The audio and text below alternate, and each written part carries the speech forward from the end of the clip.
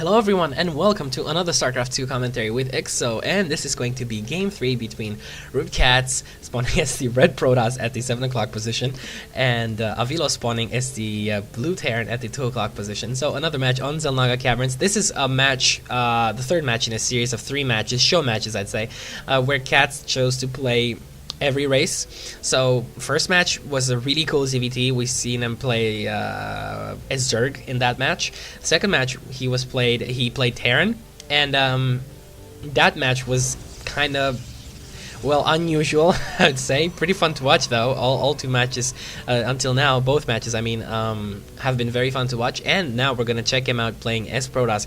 By the way, so I've been saying a few things in the previous game. By the way, please, if you haven't seen the previous games, 2 games, do watch them. They're really fun, they're really cool, and yeah, Catz just really showing us that I can play all 3 races pretty damn well, even though Zerg is my main. And like I said in a previous game, it's really interesting to see the differences between, I mean, what happens in the game. It's like, it's kind of the best way you can study the differences from race to race. If you have the same 2 players playing against each other, and one of them will switch races from game to game. Obviously, it has to be a player that knows how to play all races pretty well. I mean, to a Masters League extent, I'd say. And yeah, you can just see these patterns starting to emerge and stuff, and it's really, it makes for unique games. I mean, you can see how you play ZVT, PVT, TVT, and so forth, and obviously there's many variations to that, but still one game is really, I mean, different. One game, just one game, I mean, against Terran as Zerg, and playing as Zerg, Terran, and Protoss is going to just show you that there's so many different things out there in the game, tactics-wise, when it comes to playing each and every race. And nice rally points over here from Avilo, scouting out for any proxies and stuff like that. Also rallying it over here in the main of Catz. So looks like both players are not really going for anything fancy right now. Catz not choosing to wall off at the ramp. Actually, this is pretty smart. You don't want to keep your buildings here because it's easier for Terran to actually attack them, because he does have ranged units, Marines, tanks, Hellions, stuff like that. So you want to really do this, and it's much better because then you can force field the ramp. After a few units come up, you just force field this, break down the army in half, take care of the units on top, and the units at the bottom are really helpless to help the units at the top. So yeah, that's something to keep in mind for you people who are still struggling with Protoss. And yeah, looks like Avilo is going to be pesky over here, trying to attack this pylon, and that's pretty much it. That's not really going to do any damage. He's probably going to lose his SCV as the Stalker has been chrono boosted out. It is almost here. Also, warp gate research on the way for Catz, and let's see what Catz is going to play. Is he actually going to go for standard warp gate play? I say standard warp gate play because in 99% of the games and 99% of ladder games, you're going to see, whoa, Stargate. And this Stargate has been planted down as soon as that SCV left. So yeah, but I said standard warp gate play because warp 4 gate or variations of 4 gate happen on ladder all the time. So, but doesn't look like he's gonna be going for a straight up warp gate push, and I think Avilo probably thinks that's what he's doing right now. He saw the cyber core, the fast cyber core. He saw the 1 gateway. So I think he suspects that, oh, Catz doesn't really play Protoss, so he's probably going to go for something like 4 gate, but it doesn't look like it. He's getting a Forge as well. Wow, this is really unusual. And obviously placing the Stargate over here so that it avoids scans. Probably a scan is going to hit here or here, so that Stargate is not really going to get scouted any time early. So there we go, he's getting a Phoenix out right now. Wow, this is interesting. Any engineering bay? No engineering bay. No missile turrets either. But a lot of Marines out for Avilo. So let's see if Catz is going to try some early aggression with these Phoenix.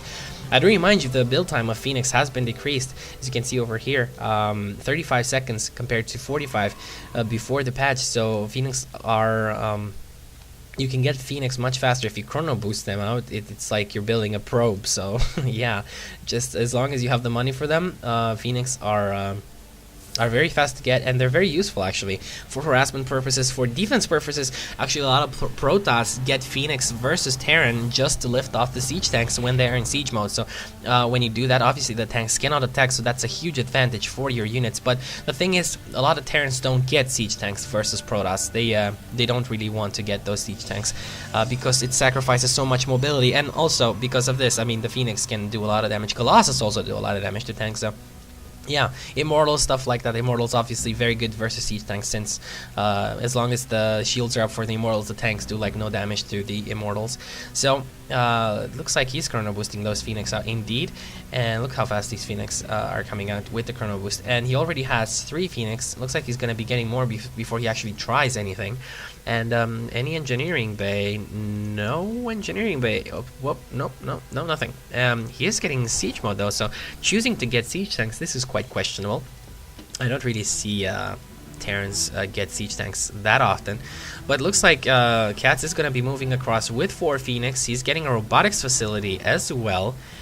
He did get his expansion up. Both players actually got their naturals up. There we go, sniping a lot of SCVs right now, and this is going to be bad. Gotta be careful though. How many? That's like 4 SCVs so far. Come on, Catz, come on, micro those Phoenix around faster. And he did get like 5 SCV kills. That's really good at the beginning of the game. Sniping that many SCVs, not losing any Phoenix while doing it. There's like no turrets up. Obviously, we're gonna have a engineering bay probably being placed down somewhere. Not sure, but no, it doesn't look like. There we go. There's an engineering base down somewhere. 2 turrets up on the way. And is he gonna actually try sniping more of these SCVs? He missed that SCV actually, or did he not?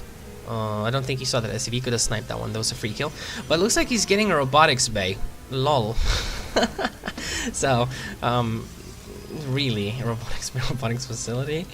And second robotics. So double. Okay, so 2 base Colossus with Phoenix and Zealots. Or what? Catz is such an unusual player. Come on, snipe that SCV already. There we go. Taking that SCV out. And, wow, Catz is, this build is very unusual. I don't think I really see this much in ladder play. The Marine's trying to snipe out the Phoenix, but not really being able to. And meantime, he is chrono boosting Thermal Lance. He's getting Colossus, 1 Colossus. He got an Observer first, then he's getting 1 Colossus. Probably gonna see a 2nd Colossus from this one. Indeed, and wow, what is Catz doing? Seriously, this is really, really weird play. He has like no gateway units. He has 1 gateway. 1 gateway. This is so fun to watch. I seriously love watching Catz play. He's just one of the most crazy players I've ever seen. He's just so incredibly cool to watch. He's just like Huck, I'd say, but more on the Zerg side of things. But anyway, it's really fun to see him watch him play as protoss. He's getting there we go. Thermal Lance is almost done. Extended Thermal Lance, I mean, and 4 Colossus are on the way. These Phoenix are probably going to check out. They're probably going to spot these Hellions, are they? There we go. He's probably going to lift up. Come on, lift up the. Oh my god, missing the Hellions. No way. He's going to see the. Is he going to scout the Colossus? Is he going to scout the Colossus? Oh my god, the Colossus is going to get scouted. No. Does he see this? Does he see that? Let's see. Yes, he does see the double Robo Bay. Now he's gonna go panic mode. Oh my god, I gotta get Stim back. Oh my god, I gotta get to the starport and get the Vikings. Here we go, starport being placed down on the reactor. So we're probably gonna see a lot of Vikings coming out soon. But I do remind you, Phoenix are out as well. So I don't know how good those Vikings are going to be as long as the Vikings are out, as long as the Phoenix are out as well. There we go, trying to pick off some stray units here and there. And microing those Phoenix around, trying to be as annoying as possible. There we go, getting more kills inside Avilo's base. He's also scouting it. He sees that the starport is on the way, but he has like, oh, he's supply block. No, not anymore. But he has like so many Colossus right now. Once this Colossus out, it's going to be, well, 4 Colossus right now. So he's still chrono boosting these Colossus out. He's getting more Phoenix as well, chrono boosting the Stargate, and this is probably the most kooky build I've seen from Protoss in a very long time right now, and we'll just see what happens. There are some tanks out though. Like I said though, Phoenix can pick up siege tanks. There we go, these Phoenix coming in here doing some more damage. Oops, are they actually going to take down those Vikings? Oh, gotta be careful. Moving away right now, the Viking needs to get repaired. Looks like Avilo's going to repair it with that one SCV. And another starport on the way for Avilo. He's going into real panic mode right now, I think. He's like, oh my god, so many Colossus, double robotics big Colossus. And there we go, 6 Colossus out for Catz. That scan hits. And really, what is Catz going to be doing this game? I've never seen a game like this, to be honest. At least, no, seriously, I've never seen a game in which you have like only one warp gate. He did get 2 additional warp gates right now, and another Stargate on the way as well. He's actually gonna get some additional tech buildings. What is he thinking? He's actually just gonna go for this simply. Colossus and Phoenix. Obviously, it's a pretty interesting strategy as the Phoenix are there. They can guard against Vikings and stuff like that. Also, they can lift up siege tanks. So if you have enough Phoenix and Colossus, I'm pretty sure you can kill off mostly anything in this game. Except maybe mass battle cruisers. And mass carriers, obviously. But yeah, this is against the ground army. This is pretty effective, I think. Still sniping some SCVs here and there that are building structures and stuff like that. And looks like he's getting protoss air weapons level 1 and ground weapons level 1 as well. This is pretty late though, so Catz obviously not really used to protoss timings and stuff, but he is chrono boosting them out. So actually chrono boosting the Stargates, my bad. And where's the second forge? Where's that forge? I saw, oh sorry, it's just, yeah, sorry, my bad. The cybernetics core is researching the air weapons. So looks like he has what, 8 class now? What is this? 7 and 13 Phoenix. Wow.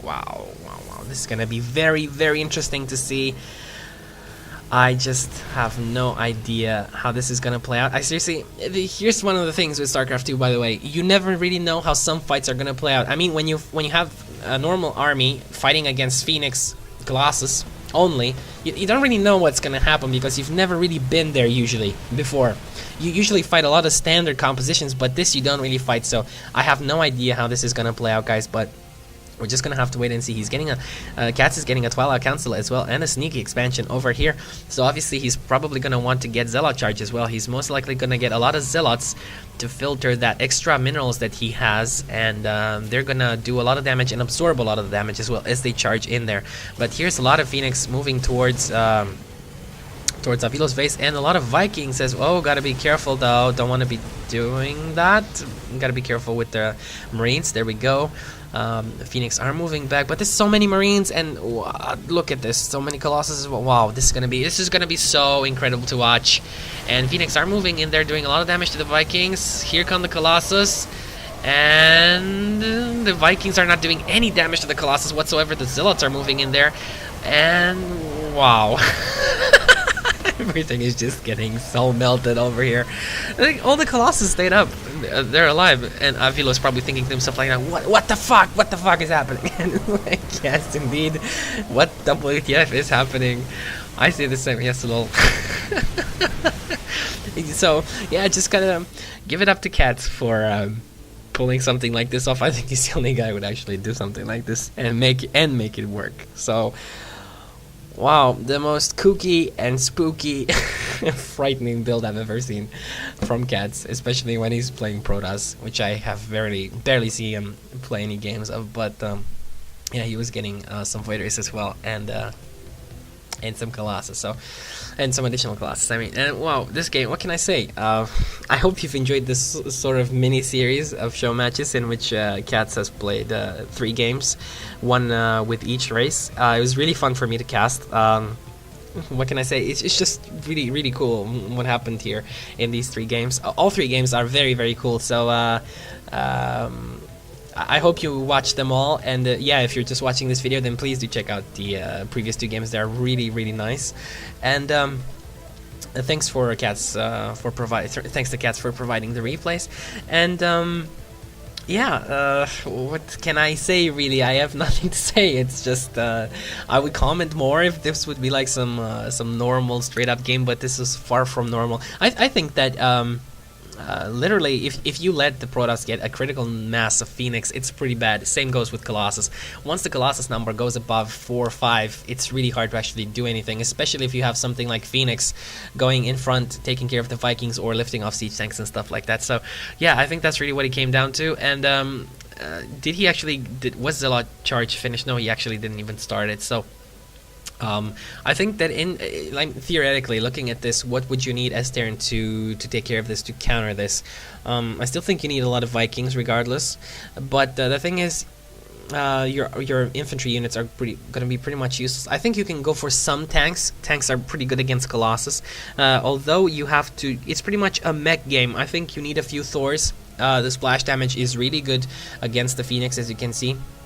The armor is light, so and usually Phoenix do have a tendency to clump up, so getting a few Thors would have been great, I think, here. So I think the answer would have been mech mostly, so getting more tanks, more Thors, and a lot of Vikings. Okay, so that's pretty much it. I think if he I mean the thing is, he scouted this, but he didn't have the proper response. Getting a lot of infantry is really not what you want to do against these Colossus. I think what he bet on, what Avilo bet on mostly, was the fact that he could actually take care of these Phoenix with his Vikings. But the thing is, the number of Vikings was roughly the same as the number of Phoenix, so yeah, I don't think it really went in his favor, and the Colossus just purely obliterated the ground army. So yeah, that's it really. Okay guys, thank you for watching. To all my subscribers, you guys are great. Thanks for tuning in and watching my videos, and keep on rating my videos, by the way. Favorite them if you like them, or click on like and stuff like that.